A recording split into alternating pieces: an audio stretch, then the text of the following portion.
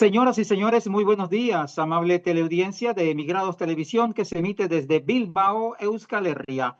Bienvenidas y bienvenidos a Panorama con la realización de Diversa Comunicación. Yo soy Eliezer Jiménez Julio, saludándoles desde Ginebra, Suiza. Hoy es 28 de abril del 2025, ya tiempo primaveral en el centro de Europa, acá en Suiza. Agradecemos a Maya el apoyo técnico en los estudios centrales en Bilbao. Nuestro programa de hoy: España ante el fascismo, unidad de la izquierda. Nuestro invitado para este programa de hoy lunes tenemos a Fran Pérez, responsable de política exterior de Izquierda Unida allí en España. Buenos días, Fran, gusto en saludarte, ¿cómo estás? Bien, bien, igualmente. Eliezer, ¿qué tal? ¿Todo bien?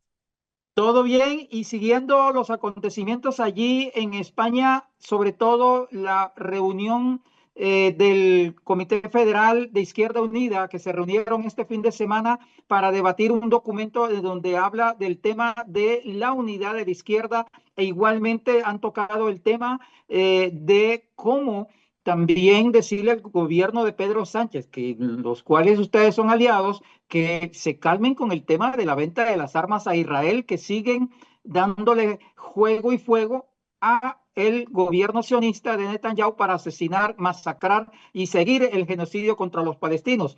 A ver, Frank, ¿cómo está la situación esa de ustedes allí en búsqueda, primero, del tema de la unidad de la izquierda, que es bastante complicado, bastante difícil y que incluso han tenido críticas, se lo decimos, porque dicen es una izquierda en España que ya no era la de antes, que salía a las calles, que se manifestaba y que han perdido la calle? Cuéntanos cómo anda eso de la unidad de la izquierda en España.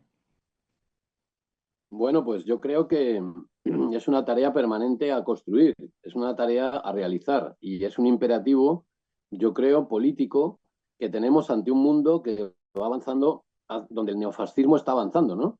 Si el neofascismo avanza, ha llegado a la cabeza del imperio, ha llegado con el señor Trump, que está revolucionando el mundo, pero no en términos precisamente favorables a las mayorías populares y sociales, sino impulsando un imperialismo cada vez más agresivo, ¿no? Y ya hemos visto cómo tiene ambiciones sobre Groenlandia, a pesar de que es territorio de Dinamarca, quiere volver a controlar la soberanía del Canal de Panamá, ¿no?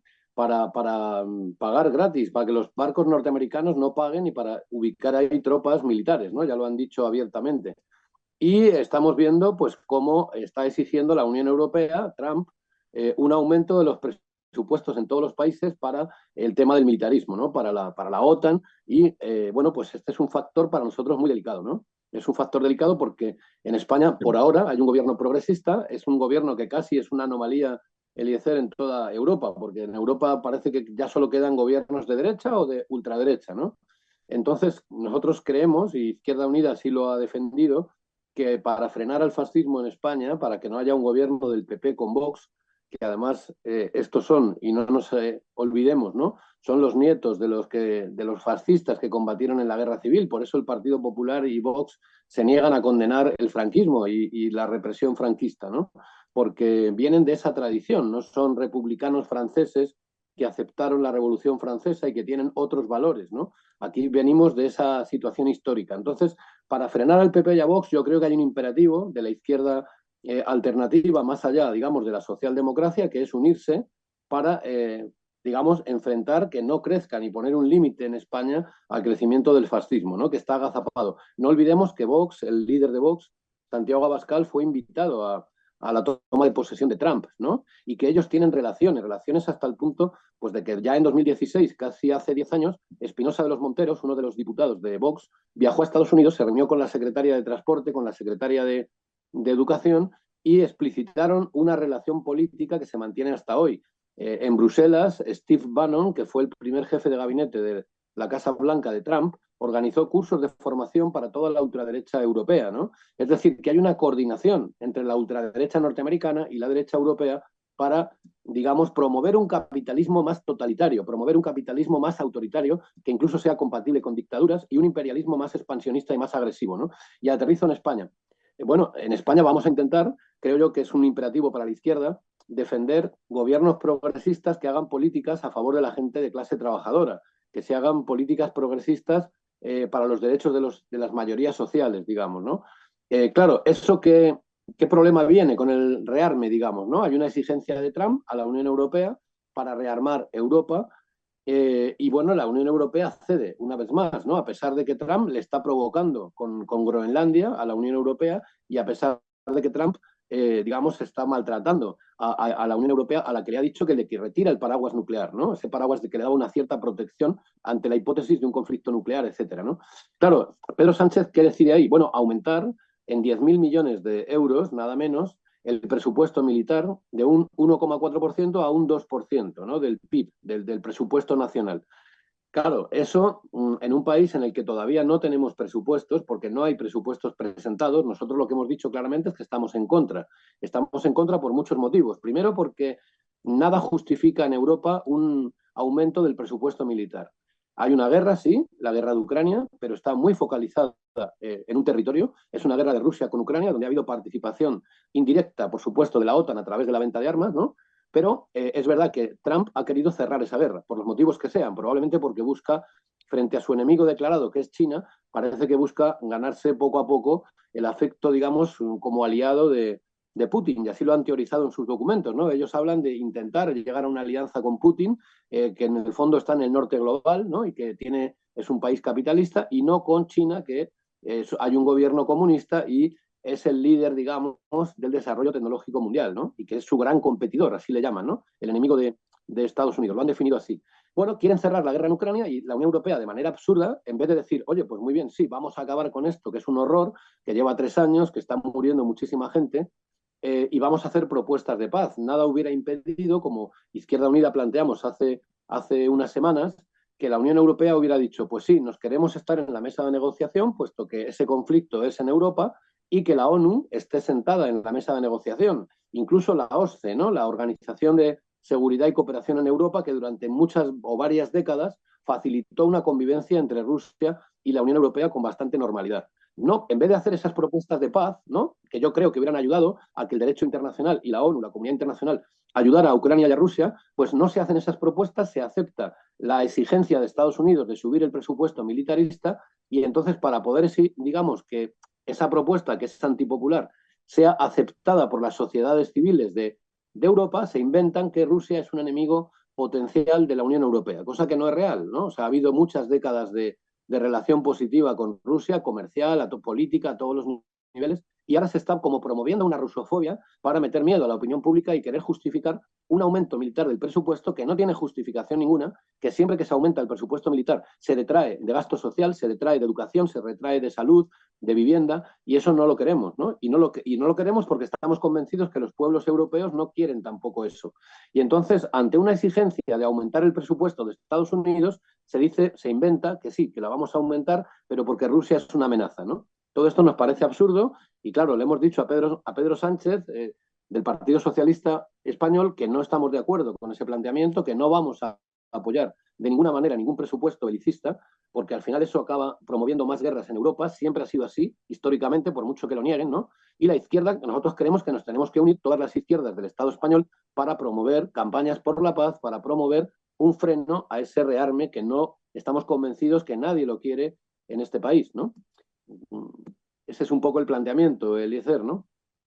Sí, no, y además, agregando lo que tú dices, fíjate, Fran Pérez, que es el responsable de política exterior de Izquierda Unida, para los que nos ven, hay que indicar que Trump además ahora dice que deben de dejarle el paso libre a los buques de guerra norteamericanos en el canal de Suez. Ya no solamente se ha metido con el canal de Panamá, sino canal de Suez. Y de hecho, en una reunión bastante atípica y necrófila, diría yo, en el Vaticano este fin de semana vimos a Trump, Zelensky, Macron, reunidos allí en pleno funeral del Papa, hablando de qué, de continuar la guerra, de armar, es decir, ni siquiera respetaron la presencia de cuerpo presente del Papa que ha fallecido, y han continuado una política realmente baja, rastrera, que no perdona ni siquiera la creencia de los católicos, con el Papa muerto presente y ellos reunidos hablando de guerra.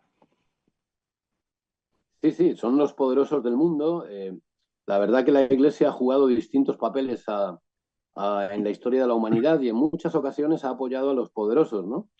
Pero no es verdad que este Papa ha sido, no sé si calificarlo como más progresista o sencillamente ha jugado un papel de promoción de la paz mundial, de la resolución de conflictos. Hemos visto también en estos días, a mí me ha sorprendido mucho, a Julian Assange, ¿no? Que estaba en el Vaticano y decía que su presencia estaba ahí para agradecer las gestiones que de manera silenciosa y las presiones que el Papa y el Vaticano habían jugado para su liberación, cosa que no sabíamos, ¿no? Y ahora se ha explicitado. Bueno, yo creo que la posición del Papa frente a Oriente Próximo y sobre todo en el caso del genocidio de Israel sobre Palestina, no le gusta nada a Estados Unidos y no le gusta nada, no le ha gustado a Israel, por supuesto, ¿no? Esa exigencia de paz, de frenar ese genocidio, que lógicamente no lo pide solo el Papa, lo pide la comunidad internacional y lo piden todas las sociedades de bien que existen en todo el mundo, ¿no? Hemos visto movilizaciones enormes en todas las capitales de provincia del Estado español, pero también de muchísimas ciudades europeas y del mundo, ¿no? Porque no podemos aceptar, creo yo, esa barbaridad de que un Estado se cree por encima, se cree Dios, se cree por encima del bien y del mal y con la autoridad y ni siquiera tienen pudor ni complejo de culpa, ¿no? Se creen un pueblo elegido por Dios, esa ideología que es el sionismo, tan absolutamente ultraderechista, ¿no? Y bueno, están provocando un genocidio que ya van más de 50.000 muertos y eso hay que pararlo, ¿no? Y se está ocurriendo con el apoyo de Estados Unidos y por eso nosotros decimos que no queremos que vaya ni un euro del Estado español, ni un euro a financiar, ni a comprar, ni a vender armas a Israel. Nosotros no podemos ser cómplices de ese genocidio y la izquierda tiene que decirlo y exigirlo. Y es un tema de principios. Entonces no se trata de que teníamos un acuerdo, porque además así lo planteamos en el Consejo de Ministros en octubre, para que no se comprara ni un arma ni se vendiera a Israel. Incluso se ha conseguido por la vía judicial, los abogados de Izquierda Unida han conseguido que varios barcos israelíes que venían a por armas, o sea, y barcos incluso norteamericanos que iban a hacer escala en puertos españoles, en Algeciras y en otros puertos, hemos puesto denuncias judiciales en varios tribunales que nos han dado la razón y han impedido que se desembarcaran esas armas, ¿no? Es decir, que se han conseguido unas cosas positivas y ahora va el ministro del Interior, el señor Grande Marlaska, y de pronto quería comprar un contrato de 6 millones de balas israelíes para la Guardia Civil Española, ¿no? Una cosa verdaderamente absurda que incumplía incluso un acuerdo de Consejo de Ministros. Por eso le hemos dicho a Pedro Sánchez que no, que eso no puede ser, que eso es línea roja, que a partir de aquí ni un solo contrato con Israel, que no podemos colaborar con un genocidio y que no basta con reconocer que eso lo ha hecho el Estado español y está bien, digamos, el reconocer al Estado palestino como un Estado legítimo, ¿no? Que tiene su pueblo y que tiene su derecho a existir, sino que tenemos que hacer todo lo posible para impedir ese genocidio. Y eso pasa por la no venta de armas ni de compra de armas a Israel, ¿no? Entonces, yo creo que los poderosos, efectivamente, Eliezer, no pierden el tiempo, ¿no? Ellos van allí a hacer el numerito, como que respetan mucho la memoria del Papa, pero realmente ellos están en lo que están, ¿no? Que es en la dominación del mundo y concretamente Estados Unidos con sus aliados, y en el caso de Israel, pues es el principal aliado de los gringos en Oriente Próximo, ¿no? Así es, Frank. Pero volviendo a España, este fin de semana la coordinadora federal votó un documento clave que dibuja la línea roja que tú has hablado. Habla de método democrático, de autonomía política, de visibilidad compartida, de programa con garantía, reconocimiento mutuo, fin a la sumisión. Dijo Antonio Mayo, que es el coordinador general de Izquierda Unida, y ha lanzado la propuesta clara de un frente amplio, sí, con Sumar, con Podemos, con Compromís, más Madrid, Común o Verde Equo, y también sin imposiciones y sin exclusiones, sin que sea un cheque en blanco y además con un principio irrenunciable, autonomía plena. Dice que Izquierda Unida no va a ser comparsa de nadie y no va a volver a desaparecer tras el telón mientras otros se reparten el protagonismo. Eso lo ha dicho el director general coordinador de Izquierda Unida, Antonio Mayó. Entonces, ¿cómo estuvo esa reunión y qué se vislumbra de aquí en adelante, Frank, en la parte de la izquierda en España? Bueno, yo creo que en España aquí tenemos dos partidos muy de derechas, que son el Partido Popular y Vox, ¿no? Que están, bueno, ellos son partidos distintos, tienen sus tensiones entre ellos, pero están coordinados y no tenemos ninguna duda, puesto que están ya gobernando en algunas comunidades autónomas de España, por ejemplo Murcia, estuvieron en Castilla y León, aunque luego ha habido dificultades y han roto el pacto, ¿no? Pero aunque ellos tienen tensiones, no tenemos dudas de que si tuvieran la oportunidad de gobernar España, ellos gobernarían, eso sin ninguna duda.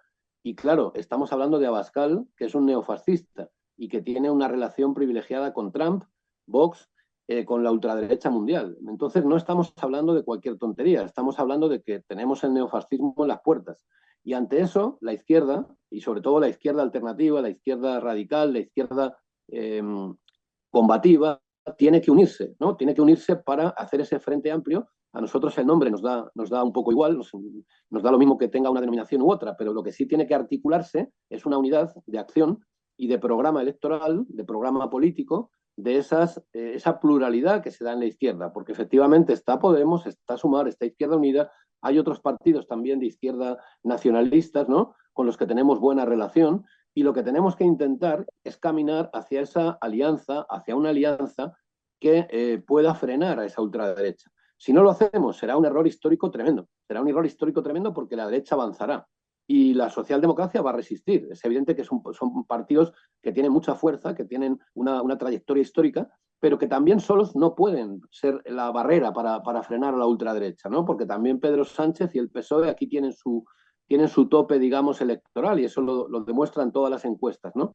De manera que tenemos que articular algún tipo de unidad en esa izquierda alternativa donde todos estemos cómodos, que haya un programa común denominador programático y que tenga unas siglas claras, y a partir de ahí, respetando todos la identidad de cada una de las fuerzas políticas que lo integran, pues tenemos que remar para que además eso se haga rápido, ¿no? Porque ahora mismo todavía nos queda legislatura, pero yo creo que de aquí a un año va a ser decisivo si no somos capaces de articular ese frente amplio, mal vamos. Es una obligación prioritaria, tan prioritaria como estar en el gobierno y ser capaces de sacar leyes que favorecen los derechos de los trabajadores, ¿no? Yo creo que este martes, o sea, mañana, va a ir al Consejo de Ministros una propuesta para reducir la jornada laboral de 40 horas a 37 horas semanales. Bueno, pues eso mejora la vida, ¿no?, de la clase trabajadora. Llevábamos en España 40 años sin cambiar la jornada laboral, o los aumentos del salario mínimo, o las políticas sociales que hasta ahora hemos intentado que se garanticen, ¿no?, en salud, en educación pública. Claro, ahora vamos a ver de qué manera ese aumento de presupuesto militar puede afectar al presupuesto de inversión social, porque lo que tiene que hacer la izquierda es invertir el dinero fundamentalmente en mejorar los derechos de los trabajadores, ¿no?, de la gente humilde, ¿no?, frente a los poderosos. Y bueno, ese es el reto de la izquierda. Yo creo que lo que hizo Izquierda Unida este sábado es debatir muy a fondo sobre cómo articular esa unidad de la izquierda, elaborar un documento para que pueda enviarse al resto de partidos de la izquierda para poder debatir, porque yo creo que se abre un periodo decisivo en el que en pocos meses, de aquí máximo a un año, tenemos que tener articulada ese sistema de funcionamiento democrático, ese sistema, pero de una manera articulada, ¿no?, para que existan las menores tensiones internas, para que no haya... Hay que eliminar los protagonismos a veces de determinados líderes que ponen por delante la imagen a la unidad, ¿no? Y todo esto va a ser decisivo. Y como decía antes, si no lo hacemos, pues yo creo que la historia nos lo echará en cara, porque desde luego que Trump esté un neofascista en la cabeza del imperio no es cualquier cosa, y que hayan vuelto a esa Europa que considerábamos ya más civilizada y que había aprendido en la posguerra mundial la lección del nazismo, la lección del neofascismo, pues parece que no. Parece que vienen camufladamente esos neofascistas con distintas caretas y queriendo aparecer como no tan malos, pero realmente están ahí, están agazapados y tienen proyectos totalitarios de restar derechos y de confrontar con los intereses de las clases trabajadoras europeas, ¿no? Además, Frank, viene además el reto no solamente de la unidad allí de papel, un poco burocrática, sino respondiendo a las críticas de la misma comunidad española, hay que salir a las calles, y creo que un buen argumento es este 1 de mayo, el jueves. ¿Ustedes cómo están proyectando en esa parte ya de contacto con la comunidad, con la gente, con el pueblo, la calle, retomar las calles para enfrentar el fascismo y mostrar la unidad realmente práctica? Claro, yo creo que hay tres temas que son muy importantes en las próximas movilizaciones populares, ¿no? Es verdad, y estoy de acuerdo con lo que dices, que la izquierda no avanza si no va acompañada en las calles de movilización. Eso estoy de acuerdo. No basta con estar dentro de un gobierno en el que además tenemos 5 ministros, no sé cuántos hay en total, igual 15 o 16, ¿no? Entonces tenemos una presencia minoritaria dentro del gobierno, que intentamos condicionar todo lo posible a Pedro Sánchez en sus políticas, ¿no?, lógicamente, para que sean cada vez más hacia la izquierda.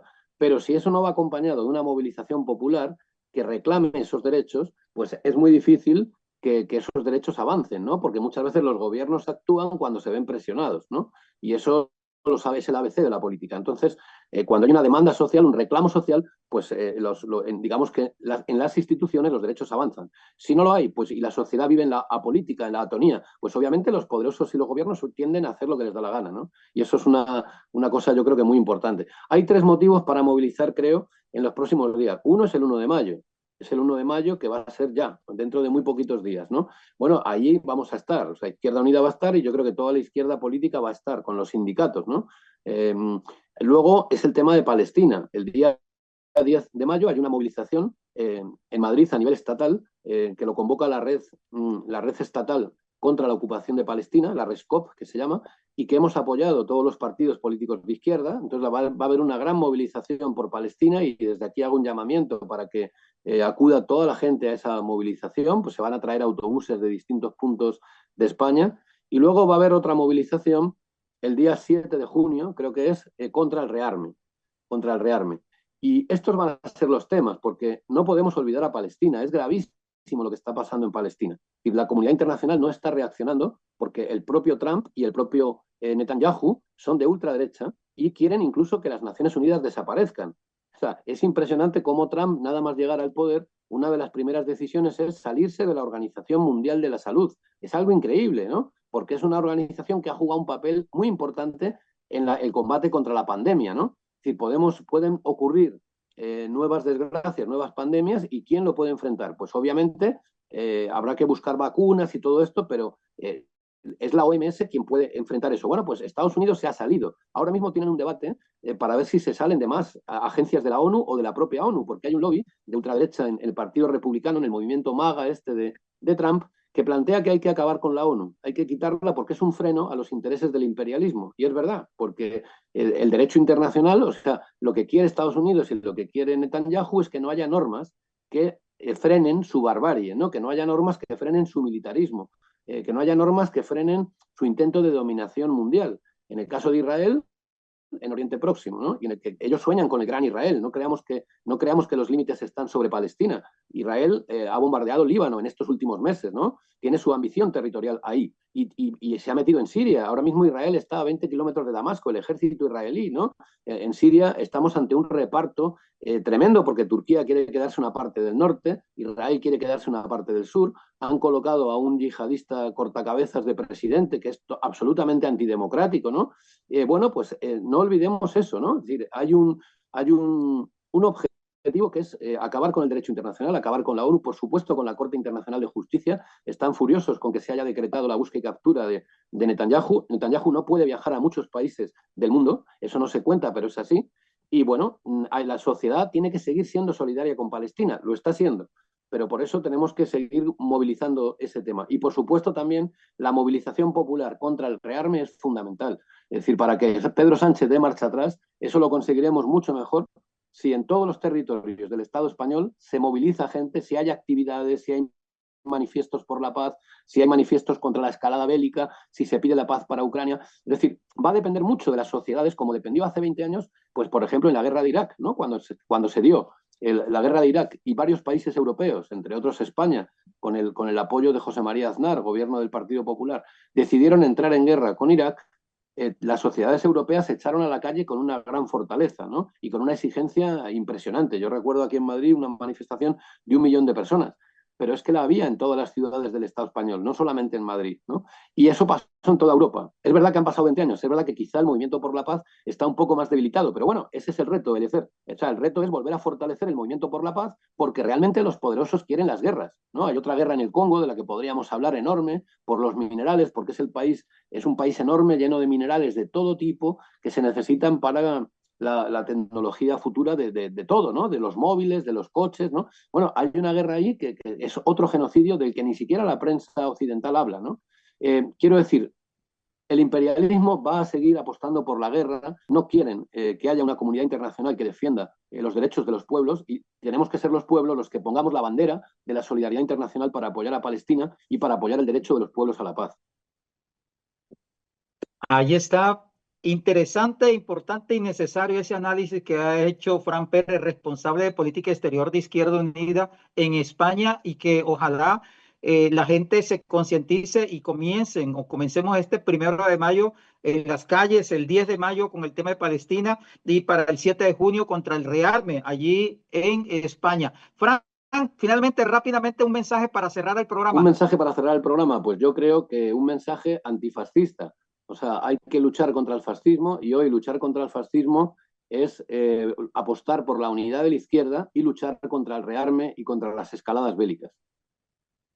Bueno, agradecerte, Frank, tu tiempo, tu gentileza, tus análisis importantes y vamos a seguir dándole seguimiento a estos importantes logros de unidad, sobre todo unidad de la izquierda que se necesita en este momento para atajar el fascismo. Frank, muchas gracias, agradecerte tu tiempo nuevamente Bueno, y muchas gracias a adelante. vosotros por esta oportunidad de hablar.